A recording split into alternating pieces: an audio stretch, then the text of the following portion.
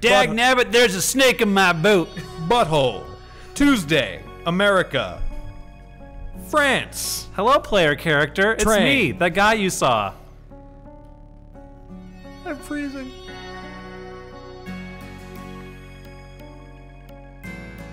Hi friends, welcome to Red Dead Radio, the Red Dead Redemption podcast. I'm your host, Jared Petty, and as always, we're going straight to the wild, wild guess. We're going straight to the wild, wild guess. We're going straight to the wild, wild guess. Yeah! You get caught on your phone too. You guys get caught on your phone? Yep. Lovely. Excellent. Love that. Just jump it out here. Just kinda Once slipped again, out. hey, so really quick here, who are you? I'm Brennan Graber. It's me again. Hi. Who are you? I'm John Ryan still. So this week, Unfortunately. part 2 of what you want from Red Dead Redemption. There was so many messages, we'll never possibly get to all of them, but we wanted to give it some more time. This is part 2. If you have not listened to part 1, you need to go back to last week, listen to that, Talked about a whole lot of good crap. then It was top great, back. Robin. Yeah, so this is going to be kind of an abbreviated Brendan episode. lost at poker. For us, it's actually kind of a, not a week off, but a week that we're all doing other things. So this episode is really about continuing that. So a lot of your regular segments, we're instead just going to focus pretty much entirely on your letters and responding. We're to going to those. let you create our content for Yeah. us. Exactly. We're also just going to, there's so many of them, I just want to try to get through. Oh, of course. I mean, that's the thing is, like, that's the whole point of this And we're discussion paying about you Red an Dead, right? exposure. No, we're not doing that. That's bullshit. The gig economy We're is a lie. exposing his name, or her name, or their names. All right. Well, this first one comes from Leon. Leon says, "What I want from Leon! a Jared Petty cameo Or the Great Leon. Wait, he wants a Jared Patty cameo in... Red Dead Redemption." I mean- say, okay. We might be able to make that happen, and if that does happen, also bring me along as well, please and thank you. Wait, can you make that happen? I can't make that happen, but like if we just like we can just the sheer force of will demand it. Okay, I do like the idea that you know, if anyone from Rockstar is watching and cares, not that you don't have enough to do producing a massive AAA video game. We're really going for this one, all right then. But you know, if you want to put us at like a little poker table in a corner someplace, oh, that'd be I great. feel like the tremendous force of the we will is going to crash against their gritty in-your-face no. yeah, probably. They're nice but people. wait, would it help if I said I am an officially trained voice actor? It probably won't help. You can just take my line straight from the podcast. Right, you can look here. Let's just all record a bunch of random words. Okay, what are we saying here? Dag nabbit, there's a snake in my boot. Butthole. Tuesday, America. France. Hello, player character. It's Train. me, that guy you saw. I'm freezing. Okay, great. Jared's going to be a guy who's stuck up in the mountains. Just a very cold man.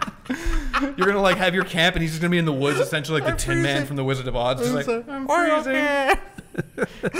Good, very good. Amazing. All right, here we go. From Hypercaster, 2 words: Westworld. Yes. Just yes. We had this conversation already. I would love to see that. Like instead of like an Undead Nightmare expansion pack, like I would love to just see robots. Like I think that would be super fun. Or Aren't they- Cowboys and Aliens, or just. Aren't they already robots? Oh, fuck. They don't exist. But like that's the thing is like I would love to see a fucking meta expansion. I mean, yeah, I where, would- like the actual NPCs. Like they have that thing where it's you get the tally of your sins basically, and they're like, okay, cool. Well, so you walked into town and just like drowned me in a horse trough, so now I'm getting my revenge. Sorry. Give me some like Undertale tier shit where they just know what's going on. Yeah. They're just like, oh, you're gonna try and save your game to get out of this? I don't think so. You're stuck with us. Yeah. The whole thing turns out to be just an elaborate, like this ridiculously cruel trap. You can't turn your PlayStation 4 off. It's just I like, mean, I no. can't do that anyways. Oh, that's a good point. Well, I mean, I can, but like the power outlet that I have it plugged into doesn't have enough juice coming through it to turn it back on. So it just has to be in rest mode forever. Is that really where you're at? No. Oh, okay. I was kind of amazed. I'm just by that. bullshitting you. From Steve. Steve! Hey, Steve! What Steve wants from Red Dead Redemption? Steve wants a gameplay trailer. I mean, don't we all? Don't we all? And well, I'm Like sure we'll you're- get one. I mean, yeah, there'll be a proper gameplay trailer soon. But the thing to remember about that, like and I know it's not the same thing as a gameplay demo, but the trailers that we've seen have almost entirely been gameplay. Like that first reveal trailer, all of those environments are actual gameplay. The campfire stuff from trailer 3, a bunch of the combat moments that you see, like those are all actually happening in game. It's just a different camera angle and no HUD. To be honest, as someone who makes a living writing guides and tries to get every scrap of information from a game before it releases, seeing a trailer where they pull up a menu screen, get a collectible, and I'm like, oh, look at that! Like when they had that demo for Mario Odyssey and Nintendo Direct, and they pulled up the Power Moon list. Oh god! And I was just like, oh my god, I'm in for so much shit. Right, but I mean that's the thing. Though, is like there's a difference between a gameplay trailer and a gameplay demo. Yes. Okay. That's my 2 cents. You know, semantics. A lot of people will bitch and moan about counting them. I think that they're important because you know a gameplay trailer is a completely different beast. Like a trailer is something that sets a tone. It tries to get you into a certain mood for a game. A demo shows you what you can expect to actually experience. I'm actually pretty on board with you on that one. Yeah. I think maybe that's just being in the industry a while and seeing a lot of them. I mean, I'm sure that discriminate between definitely them quite a bit, has part of it, and like also you know seeing folks in the development side of things get so exasperated when people are so constantly just being like, well, you just like, I know this isn't what you think it is, but it's just like, just please be patient. Yeah. Just please. It's crazy to think that I've seen a gameplay demo for Cyberpunk before Red Dead. I mean, is it though? Like Rockstar is notoriously secretive. Like they don't do and they don't have to do. Yeah, big they don't have to. conventions. And like, let's face it, we didn't know Red Dead was coming until 2 years ago. True. 2.5 years ago. They don't- Cyberpunk we've known has existed for 5 years. But it'll also be very many years away before we get to play that game. I think Cyberpunk will be 2020. I don't think it's going to be that far away. I think it'll either be launch for the new consoles in 2020 or it'll We be know a year that they're later. targeting 4 and 1. Yeah. PS4 and Xbox One. Yeah. They've confirmed that much. I mean, I wouldn't be surprised if we saw it as a dual launch whenever that is. Yeah. But I mean, that's the thing where it's like, you know, if Cyberpunk hadn't have shown up at E3 this year, it would be the way of Crackdown where everyone's assuming that it's dead. That's a good point. Like, because it's been 5 years since they announced. But we talk a lot about Rockstar's secrecy. And one thing to point out, I think, that philosophically, it's not just that they're secretive or that they don't have to show. Their games are largely about surprising you. It's that, but it's also that they're one of the few studios that has the luxury of being able to say, we're not going to show you something that we don't want to show you. Or at least they're willing to enact the luxury of that. I mean, yes, they have the luxury, but I shouldn't say that they don't want to show you, but it's that it's not ready yet. It's not up to their standard of quality that they deem it until they deem it necessary to show. I remember when Nintendo didn't show us anything about the Switch until the Switch came out. You know, that was really weird. Like, there's like, but it worked really well. We all kind of wondered, why won't they show us? They must be on. No, they just like, now we're just going to let you wonder. Yeah, and it worked. It worked out pretty. I mean, well. I feel like that in and of itself, like I feel like that sort of is it ready situation. But you know, again, I'm not a huge Nintendo fanboy, so I don't know the intimate details of that situation. Audrey. Audrey. Hi, Audrey. I want the way the player character moves. How about that, Audrey? Anyway, I'll go. What is that from? Is that from Little Shop of Horrors? Yeah. How about that? Oh, yeah. It took me a second. I was like, "Are you really going there?" Okay. Of course, I'm going there. I'm all over the place. I just want to go someplace that's green. I want the way the player character moves to feel more natural. In both Red Dead Redemption and GTA 5, the characters have a sluggish way of moving, and you have to mash the run button to sprint. Okay, I would not mind the Never having to end mash A. of I would not be pounding A to I run would not again. be weeping. I would not be mourning that loss. Yeah, that would be okay with me. Solely because I just feel bad for my left thumb because this thumb is jacked and this one's not. Yeah, I think. I would not mind seeing that mechanic change. Yeah, I would be okay with a click to run. I'm fine with that. Yeah. Or even just a more fine-tuned push of the stick. I think I would be okay with just about anything, but pounding A to run. Yep. But yeah, I mean, as far as movement goes, like Arthur moves, from what we saw in the demo, Arthur moves naturally for a man his size. If that's something that's like understandable. Like he's a big dude. He's probably 6'1", 6'2", I'd guess. Easily 230, 225. Like big muscly guy. So like he kind of lumbers around a little bit. I mean, if Kratos can haul ass. Oh, that's not saying he's slow or that he's cumbersome or that he's like clunky and can't move very well. But it's like as he's walking around, it's a very different walk than someone who is, you know, say 5'6" and 140 pounds. You know, I mean, even if you look at GTA 5, like Trevor moves very differently than Franklin, who moves very differently than Michael. Like, yeah, when I look at Arthur, I always hear that. Wait, are you doing Fantasia, or do you mean the bum bum bum bum bum bum bum? I hear Fantasia. Okay, I hear the Fantasia. Like, because I don't think slow farm noises. Just kind of the way it moves. So I can totally see that. Like, because like that's the thing is like for me, it's always the thumbs in the belt. That kind of like strut walk. What's your theme? What's your theme when you walk in real life? Like what defines you as you're walking? What's your walk? Because I walk like with my back arched and my tummy like sticking up, pulling like my belly button pulls the rest of my body forward as I go. I walk ridiculously. I have this big giant belly, a long torso anyway, and little short legs. And so when I walk, I just look like this weird cartoon that's being pulled by gravity towards something. It depends on what I'm listening to, because I'm 100% a person who moves based on the music that I have Same on. way. So like most of the time it's either, I mean, I can't really walk a certain way to podcasts, but like most of the time it's like 70s or 80s like funk or electro funk. Okay. So like Zap and Roger, More Bounce to the Ounce. That's usually one that I have rolling around. Sometimes Curtis Mayfield, some Superfly. Oh wow. If it's a good day, it's a little strut. Got a little strut going on It's a there. little spring in that step, for sure. Love that. All right. What about I highly you, recommend you Brennan? walk around any city or large Crypt town. Keeper. To Crypt Keeper. Wait, I want to go back into a tomb and sleep. like full on like Palpatine. It's like, Yeah, you know how he would just like, you know how Ganondorf walked in Smash Brothers? yeah, totally. Just kind of just like the old man hobble. Just like I'm power walking, but I'm still too big for Look this. at me walk. Why was he doing that? I don't. It was really silly. I like his like menacing walk, but the second you try to jog with that character, it just was ridiculous. Yeah. Falcon punch. I'm just not. Usually, I'm walking like commuting in the morning, and I'm already tired, and I don't want to be alive, so I just kind of like a stumble. Yeah, I like that. I think my ideal walk would be that like half crouch walk that Snake does, where he's essentially doing the cartoon sneak move. Yeah. But like faster and more nimbly. I love that. Yeah. With We're back to Metal Gear again. Just go into a dodge roll for no reason. From Justin. I'd like a deeper world that goes even further with a feeling of surviving in the West, but also delivering a Western drama that not only defines the West in Rockstar's eyes, but makes Red Dead Redemption 1 better because of its story elements and revelations.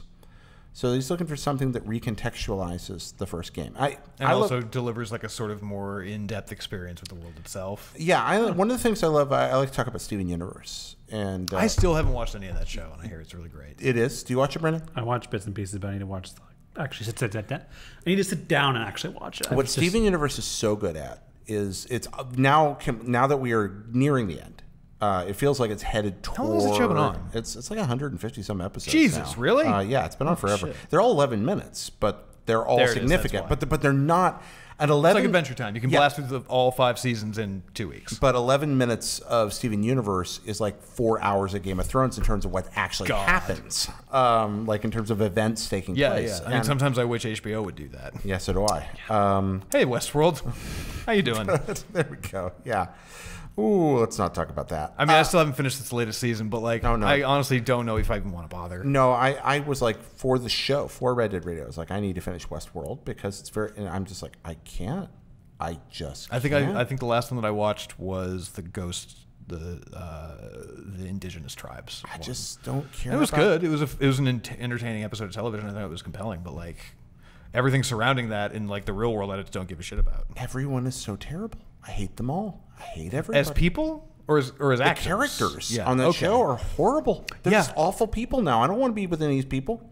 Yeah, I mean, the only person who I still liked in that show, and don't tell me whether or not I'm correct in this or not, because I don't care and I will always love her, is Elsie. Like, Elsie is like the one fucking innocent on that entire show. And we don't spend a lot of time with Elsie. No, we don't, especially not in the latter half of season 1 or the early half of season 2. Yeah. So, what about you, Brendan? Do you care about Westworld? I care about the first season, but yeah, I honestly have been struggling to find purpose to watch the second. Well, where I was going with Steven Universe before we tangented was what it does better than any show I've ever watched is it's very obviously had a plan from the beginning, and that plan was pretty darn solid, unlike most shows where it flows. So you can be 100 episodes in, and something will happen that recontextualizes a minor event in, say, the 3rd episode. And suddenly this thing that was kind of an amusing or flippant little moment becomes a major plot so point. much more weight to it now. Always was. Awesome. That's fucking great. The only thing more fun than watching Steven Universe for the first time is watching other people watch Steven Universe for the first time. And rewatching it with them and catching everything that's stuck in there that you never realized was a hint. That's great. It's just because it's not plot. It never feels forced or twisty. It's not plot twists. It's like, oh, they're just telling the story in these pieces, but everything everyone said, they had a reason for doing that. Yeah, I mean, I feel like, in the same way, like, I feel like that's the mark of a really well-established, like, we were talking about, the way that you structure side quests in the last mission. Like, that's the way good games are made. How and, it's like, going to progress. Yeah. And in terms of, Red Dead sort of taking it all the way back to what, who asked this question? This one was originally from Justin. Justin's idea of sort of a deeper world that recontextualizes the first game, like, I think we're absolutely going to see that. Yeah, if you see events that lead up to what would then happen. Right, but also, like, it's different, seeing different characters through other lenses. Like, I mean, I think we've talked about this a little bit before. Like, the notion of seeing John Marston, and we know who John Marston is from the first game. Yeah. But, like, seeing him do the things that made him be the remorseful man that he is in the first one. Like, seeing John Marston do really fucked up, horrible shit and not feel bad about it. Mm-hmm. And, like, watching that from a third party as Arthur being like, I mean, that provides a huge amount of context for the next time I'll play through the first game again. It does, yeah, absolutely. Do you think Abigail figures into it at all? I would be surprised if she's a major character, but I would also be surprised if she's non-existent. I wondered. What do you think, Brennan? I have no clue. Okay. Like, we know she's in the gang. Yeah. Yeah. But other than that, we don't know. Well, I mean, we don't know how she... Like, we know from the Duchess stuff in the first game that she, like, is part of the gang, that she's, potentially had romantic entanglements with a bunch of people in the gang. Yeah. And I'd be surprised if we don't see John's departure from the gang in this game. So I feel like she has to show up. We're going to take a quick break, and we will be right back.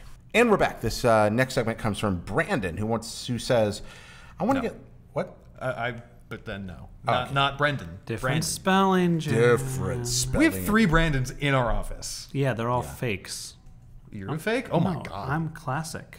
I'm classic Brandon. The other ones are just the fake Brandon. Oh, it's like Brandon Hunt is like Crystal Pepsi. He's like Brandon the Pretender. Mm-hmm. Okay. Yeah, okay. And who's the? What about the other? Brandon Terrell is like New Coke. Yeah. Wow. Oh, don't. That's mean. Hey, I like New Coke. You like New Coke? I had it once. It was Get fun. off my podcast. No. Never come back. No. Get out of here and go. Don't Harry and the Hendersons me. Not okay. No. You go and drink your O'Douls and drink your New Coke and get off my podcast. First and foremost, sir. It's okay. I like Brandons, including this Brandon, because we all share that name because I get spelled that anyway. I like that you got your card suits out again. You still got that Ace of Spades?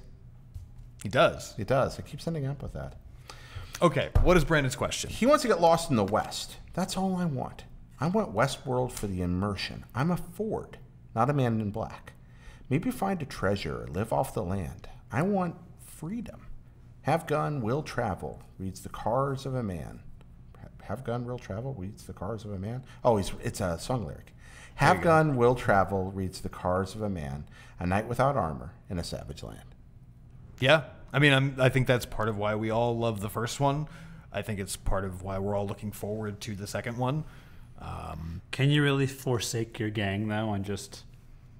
I mean, the way that it sounds like is no, but sort of. So, like, if you leave and just go wander off into the woods for like a month and a half of in-game time, they'll notice, they'll pay attention. Like, they might even kind of get shitty at you about it, but they're not going to like dissolve and move on without you. I can't imagine Rockstar is going to penalize you too much for that because the first trailer, they know how you play these games, and it's all about the spirit of exploration. That very first trailer, just you're like, hey, we'll just show you places. Exactly. It's like, hey, look at this huge fucking world we're making. Can't you just wait to go explore it? Can you dig it? Literally, can you dig it?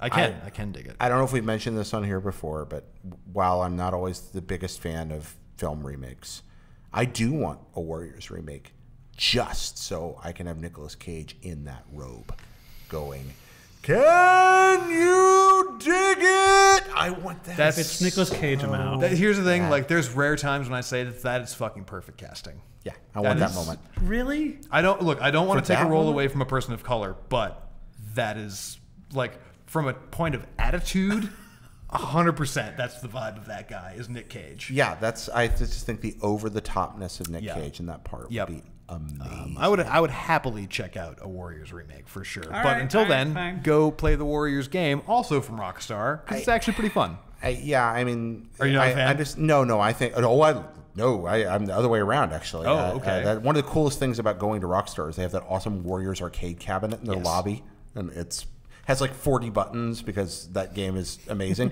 No, actually, I was just I had drifted a little bit, and I was thinking about again, like putting directors and writers and casts together for dream movies. It's fun to do with friends, but it can get kind of rote.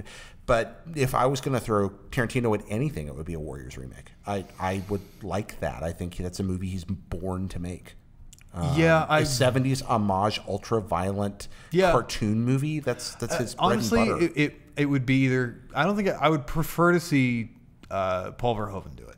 Oh, okay, Paul. You're right. Like, I'm not right. It's just different. They would be completely different products. Paul Verhoeven would be amazing. Also, the guy who made Ragnarok would be amazing. Taika Waititi? Yeah. He would be a that would be a Warriors. very different movie. Would, but it'd be amazing. It would be I would hilarious. 100% watch that. That would be like the family-friendly version of the Warriors. I'm not sure it would. I could see him embracing an ultra-violent. Oh no, he could go for a hard R, but would he? Yeah. Because here's the question: would it not be sillier if it was PG-13 or even PG? It might be. Like, because I feel like the thing about the Warriors, if you're gonna remake it, if he was gonna remake the Warriors, I feel like he would lean into the sort of like wacky shtick of it, and I could very much see that being. It's a rare when I say this, but like I think that could be enhanced with a lighter rating. Okay, then that's not very often. What do you think, Brennan? No, I think that's probably a good idea. So now for all your Warriors needs, we have your answer there. But Right, this is now a Warriors podcast, strictly. But I It's do called love Come the Out to idea. Play. But really, leaning back, I think Rockstar knows well enough. If you remember the first Fallout, the original Fallout, I don't know if you've played I it. don't actually. That's one that I haven't played. It has a time limit built in. Oh, Yeah, I remember that. It's invisible, but it's real. And actually, it's two time Because you got to limits built purify in. that water. You got to purify that water. And so here you have this beautiful exploratory open world game. If you wander around too much, the game ends. And then there's the thing where you can buy more time. And it seems like you're buying more time, but really that causes the second trigger in the game to move closer because you like buy a water chip from these water merchants, but then they tell the mutants where the vault is. And so it actually screws you over even more. And it's a cool feature, but that's not what that game's about. The Rockstar knows what we want, so they're not going to do that. Yeah, I feel like getting lost in the West is definitely something that we will be able to do and do in spades. Emperor Grunfeld wants a great story. Sorry, what? Emperor Grunfeld wants Okie wants a great story and online heists. Let's talk about online heists in Red Dead Redemption Let's because talk about online heists we've in never Red Dead jumped on Redemption this 2. before. I mean, we have the heist structured missions that are in GTA Online. Right. I would not be surprised if we saw something similar to that arise in Red Dead Online. I would be shocked if we didn't see something like that arise. Well, we know in Red we'll Dead see Online. big. Well, we know we'll see. Well, we don't know, but like it's a damn safe bet that we'll see structured missions taking place throughout the online component. I think what I'm more interested in is whether or not we'll be able to do like train heists, bank heists, sort of off the cuff. Mm-hmm. Like if I walk into, let's say Blackwater, since we know that's in the game. If I ride into Blackwater with you two and I say, all right, there's the bank, we're going to take down the bank. It's so much more interesting to me to be able to get the same payout, but also to have to run the risk of another crew already trying to rob that bank. Ah, okay. Like, granted, it's this weird version of the West where literally everyone's are fucking criminals and they're everywhere. Unless it's there's literally a plague also of evil. unless there's suddenly a posse bounty and there's just as much incentive to go after you. Well, so that's the other side of things too. Is like, will they let me play cops? Like they I they would did in play the a last bounty one hunter in a where like heartbeat. you can earn bounties. Oh, for sure, but like really lean into that. Yeah. I mean, how would that structurally work, Brennan? How would you see it work? Assuming that if you were to go on a heist, do bad shit, bounties be posted, you could be able to check a leaderboard somewhere, kind of like a leaderboard. It was just like, hey, the bigger the target, the bigger the score, the bigger their gang, the bigger the score, like multipliers. Like having your gang take out another gang because they have such a big bounty on them would be an awesome thing. And either you could try to figure out where they're going to hit next and try and infiltrate and ambush them as they do their heist, or just explore the world and hope you run into them. I don't know. Speculative question. Just throwing it out there. So we already know Rockstar's very interested in changing the way we think about single-player gaming and open-world environments. We've talked almost nothing about how they might change what we expect from open-world multiplayer gaming. Yep. And I imagine if they approached the project with that on the single-player end, they also sat down in the meetings and went, how are we going to change online? I think we should probably have an entire episode about this. I think that's a great idea. Maybe once we see a trailer for online. Exactly. But I do want to throw something out there that I've been thinking about a little. I used to play a lot. You ever play EVE Online? Once. Did. I built a ship and then it got blown up and then I stopped. Okay, so I used to play EVE. And the interesting thing about EVE, unlike many MMOs, is that EVE is a place where player agency defines the online space. Right. The world of EVE is defined by player-driven organizations. Yes, there's plenty of bots, there's plenty of missions, but particularly when you get outside the inner safe territories, it's all about player agency, and people have created societies.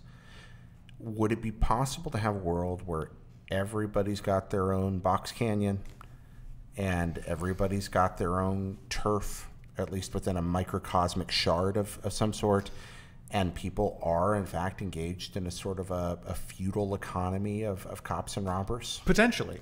I mean, that would be tough. It would be. I think that there's two factors that sort of lean into that idea. I think one is lobby size, just straight up how many people can be in a map at the same time. Yeah. Secondly, I think, is the concept of camps. So we know that we're going to have our own camps in Red Dead Online. Ostensibly, my theory is that those will fill the tracks of, Leicester and Merryweather, like, so support, backup, bribery, stuff like that to get you unwanted. But the idea of sort of this notion of player agency where everything is sort of its own microcosm or its own little economy would be that, like, your camp, there can only be a set number of camps per map, per instance of the game. And if that's the case, then you would probably spawn in one of those. So, like, instead of having a set building that your apartment is in, you randomly start and be like, oh, this is where you've made camp this time. Okay. And then it's based on that. So it's like your camp and 12 other people's camps. And that's it. Like, if you have people who join your posse, you can have more people at your camp. If you don't want to have a camp, maybe you have the option to opt out of that. Okay. But I feel like that's one of the only ways that it could really work based on what we already know about it. It can also be exploitable. How so? I'm just trying to think of, like, other games that have had those kind of things where you start somewhere that is your base, but, like, we also know how Fallout 76 is going to work with their online thing and where you can nuke entire areas. But, like, leaning back into Red Dead, though, but, like, if you had a camp, if they were in a set position, if someone were able to figure out where every potential camp could be in a map, they could ostensibly have a gang go around and camp these camps and like just the CFE's lock them down with the chests. Yeah, right? like CFE is also a big example too. And, like, depending on how respawning works, where camps are set, if it's randomized, if there's, like, a boundary length of, like, you can have two different camps within 20 miles of each other. Like, how that would that be a lot to work out. Unless you could come up with a counter for camping the camps. I mean, that's another possibility. But, like, what would that be? Like, you can't stop someone from walking someplace unless you put up walls, and that's not really something Rockstar's super about. Well, you may not necessarily put up walls, but you may put up threats. I mean, that's the other bit. It's entirely possible to make standing somewhere very uncomfortable for somebody. That's true. Just a shitload of bobcats around everybody's camp. I mean, that's welcome to camp, Bobcat asshole. Pretty much. That's the rougher thesis, but I mean, the cavalry shows up. I mean, you know, that's and then, but what if people found ways to game that and, like, yes, but if I can lead the cavalry into town, then right? Yeah. I don't know. That sounds chaotic and wonderful. That's the thing. Is like I'm all about that. All right. Yeah, I kind of am too, actually. This one, let's see. Got from Clay Cuban.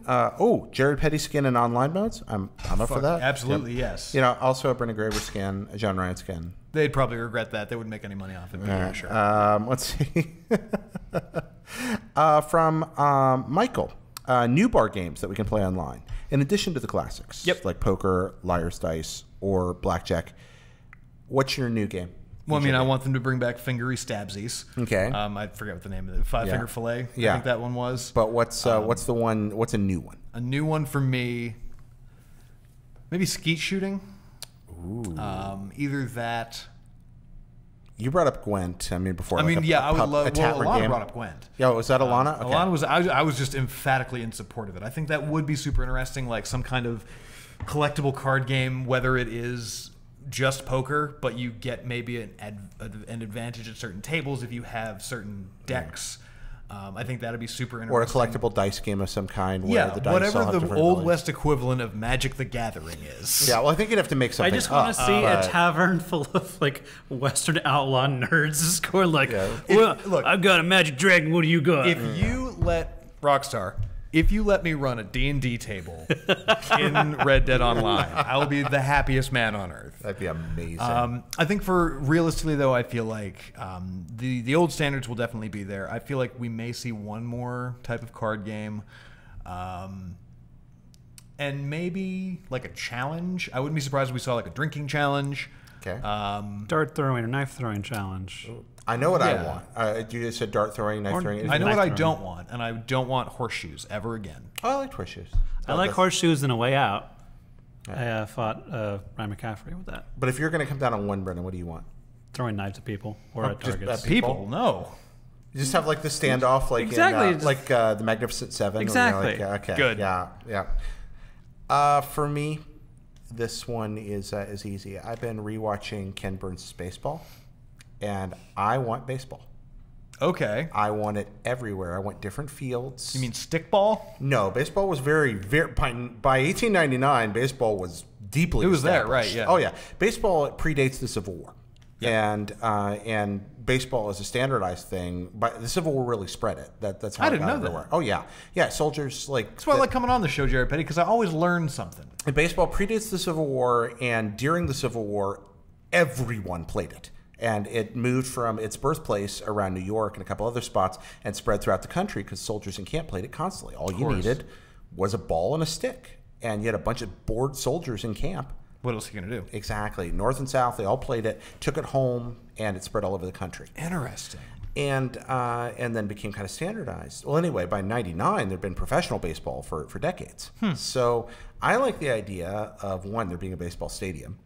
An actual I mean, we know we're stadium. going to see 2 or 3 different large towns or cities. So Yeah, it's so there's completely actually possible. you can go watch a baseball game, you can go bet on a baseball game, you can go play it, you can cheat to bet on a baseball game, like you can influence the way it turns, things like that. Even have missions around it. But I also love the idea of having like, hey, this town's got an old field outside, and this is the desert field.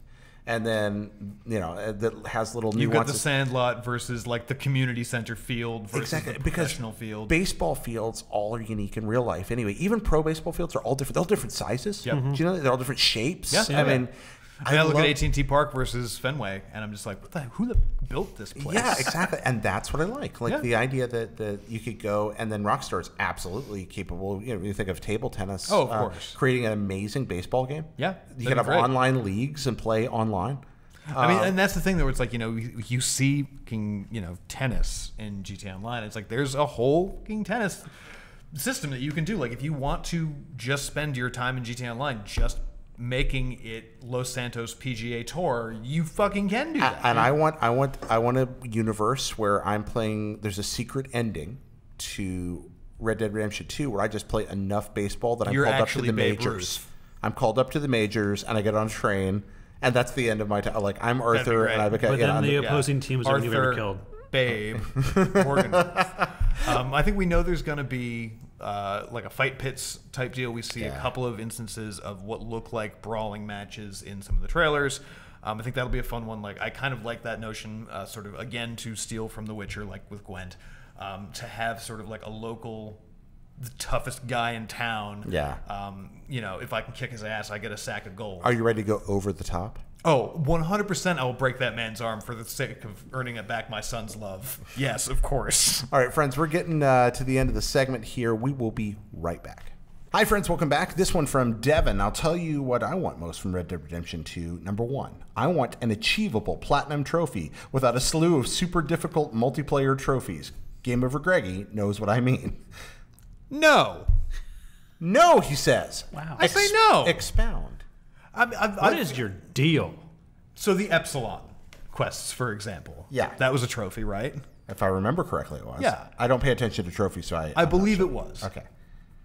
I 100% assume that there will be a similar thing where there's a bunch of online trophies, B, there's a bunch of single player, like obscure trophies where it is just that. It's go walk around in the desert or in the forest for a day and a half. Where it's like you literally just walk out in the woods and don't eat until you start hallucinating, and then you get a trophy. I feel like because that's the thing about a platinum trophy is like, sure, it's nice to be able to just say, oh yeah, I platinumed that game.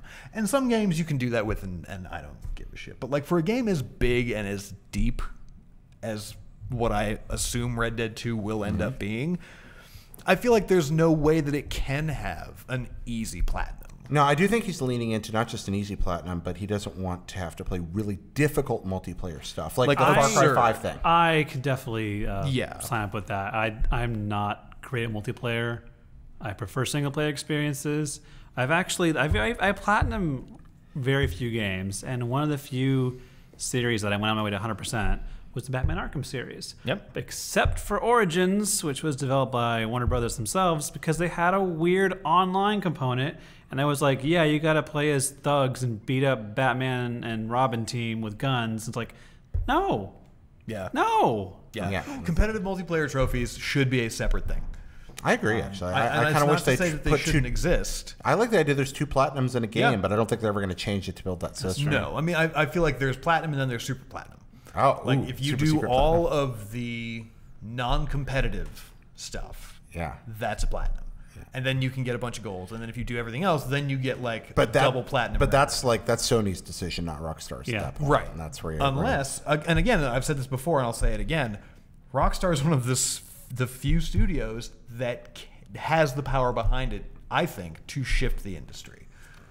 Like, just try to push that. To say, you know what, hey, Sony. I don't think they care enough to do that. Well, I think in this respect of like trophies, I don't think so. But like what I said to you last time was price. Yeah. Personally, I am kind of astounded that we still only pay $59.95 for a video game. Me too. Now, don't get me wrong. I realize that everyone who plays cannot necessarily afford to buy everything that comes out. That's a lot of money for a lot of people. That is a lot of money. But if you are going to only buy one game every 3 months, let's say, if it's an extra $10, yes, that's unfortunate. It's kind of frustrating. But it also means that the quality of the product goes up and the people making it, who are notoriously, and I'm not saying this is the case at Rockstar or any specific developer, but it's always nice to know that you're helping other people have better lives. So if they said, you know, a game's going to cost $69.99 now or $74.99 or whatever, I'd, you know, be curmudgeonly about it, but I'd be fine. And I feel like there are very few studios who could institute that sort of paradigm shift within an entire industry. Interesting. Not that I think that Rockstar should. So if you're listening, I'm not calling for you to raise prices on your games because I'm poor as fuck. Pitchforks are out. But I feel like that there are some studios that, you know, do sort of have that weight behind them to change mechanics in an industry, trophies, prices, and I think Rockstar is one of them. You know, if they said tomorrow, like, hey, by the way, guess what? Red Dead's going to be $70 instead of $60. Like, people would complain, but they wouldn't cancel their pre-order. I mean, we saw the same thing kind of when Bethesda was like, hey, we want you to pay $40 for a season pass, and we're not going to tell you everything right away. You need to take it on faith, and it's going to be a lot more than we usually pay for a season pass. And depending on who you asked, maybe they delivered. Was that for Fallout? That was for the Far Harbor, Automaton, the Nuka-Cola DLC. Fahaba. And Far Harbor, we talked about this on Vault. Like, that was like a really good, well thought, better than the main story DLC. So I was like, hell Still yeah. haven't played it. Still haven't finished the main story yet.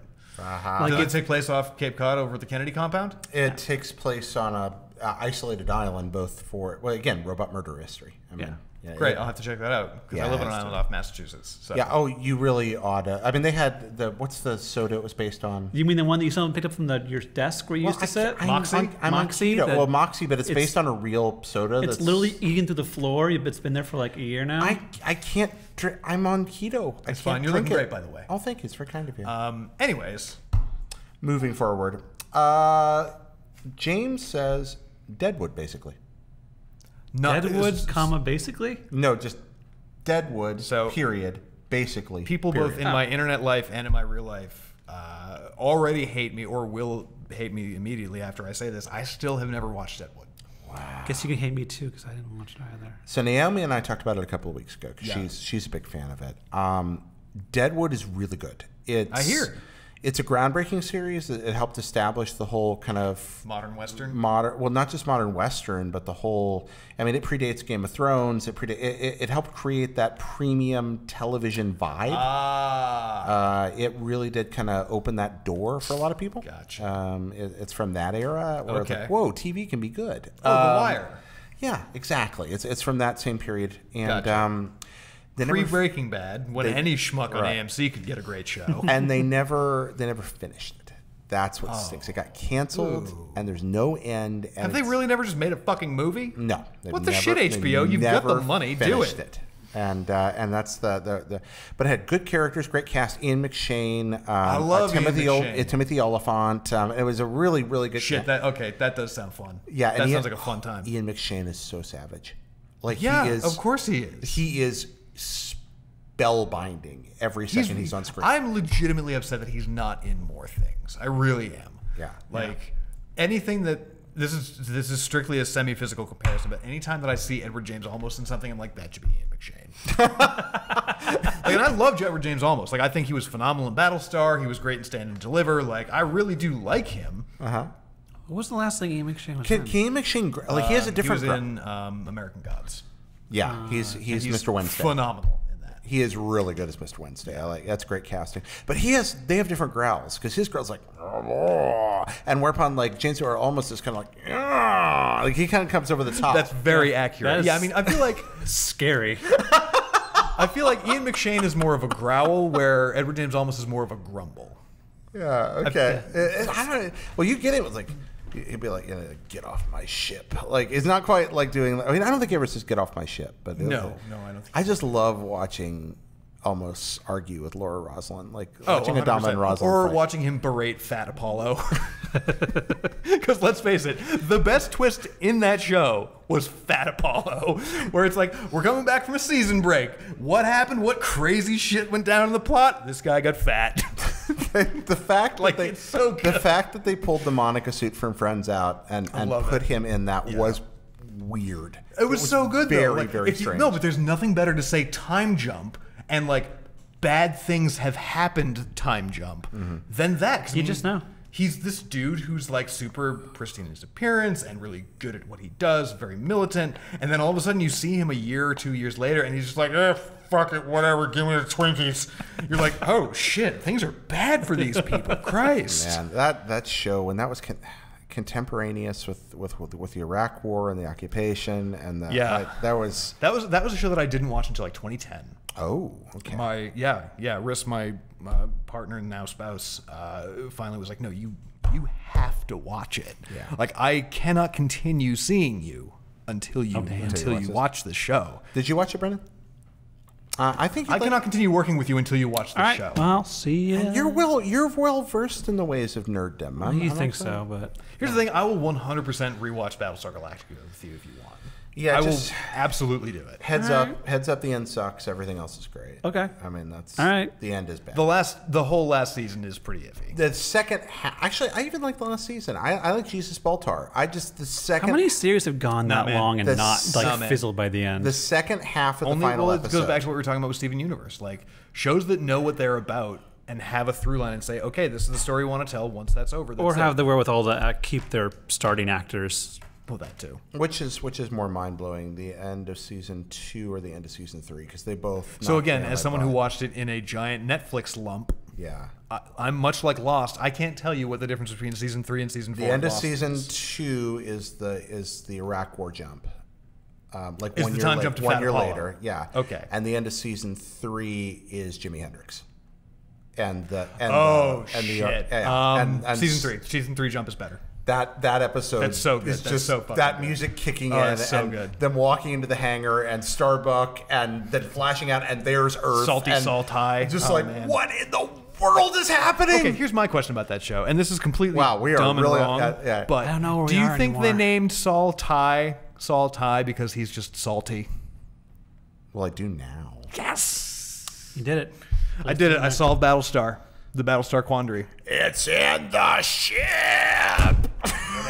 I saw him in something a couple of weeks ago. He showed up in some fucking show that I was rewatching, and I was like, "Oh, it's fucking Uncle Saul! Yay!" Okay, so our ad for this episode should just be like Promotional us doing consideration this and provided Brendan by like Battlestar Galactica. cringing between us, waiting for Just the like battle. have me just like disappear, like Your clothes still staying, and they fall on the ground. It's like a force ghost. Yeah. Just vanish. God.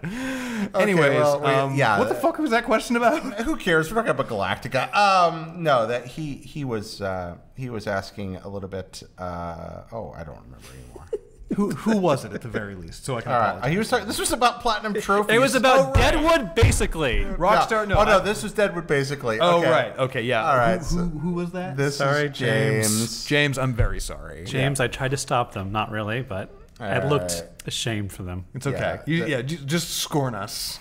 Yeah, I do like. He's right about Deadwood. There's so many wonderful plot threads in it. There's, See, here's the problem though. You keep giving me shows that I have to watch, and I don't have fucking time to watch them all. You don't have time to watch. I have like 5 more shows just in this one episode alone. Well, get on your shit. I got to finish Hopalong Cassidy. I told you. time I for really this. don't. Well, we are going to talk about Hopalong Cassidy. We are absolutely not. We really are. It's surprisingly interesting. Okay, that's fine. I know. I'll bring some paperwork that I have to get done. It's got a weird name, but if you're still suffering through this, we both apologize And love you. Thank you. How? There are They're good people out there. way too many things that you want from this game for us to read them all and still manage to talk about Battlestar Galactica. I can't believe none of you fuckers said steamboats.